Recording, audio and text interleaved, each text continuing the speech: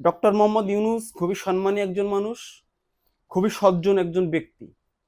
ওনার সম্মানের কোনো ঘাটতি নাই। উনি যদি বাংলাদেশের প্রধান উপদেষ্টা নাও হয়, তারপরে ওনার সম্মানের কোনো ঘাটতি নাই। ওনার বিগ পসিবিলিটি রয়েছে। উনি যদি ইন্টারন্যাশনাল এনভায়রনমেন্টে যে কাজ করে, ওনার জাতিসংঘের মহাসচিব হওয়ারও সম্ভাবনা আছে। এই যে একটা ব্যক্তি ডক্টর মোহাম্মদ ইউনূস, ইনার আশেপাশে সব উপদেষ্টা না, কতিপয় উপদেষ্টা যাদের কার্যক্রম বলে দিচ্ছে যে খুব শীঘ্রই ডক্টর মোহাম্মদ ইউনূসের সরকারকে এই উপদেষ্টাগুলা বিপদে ফেলতে পারে।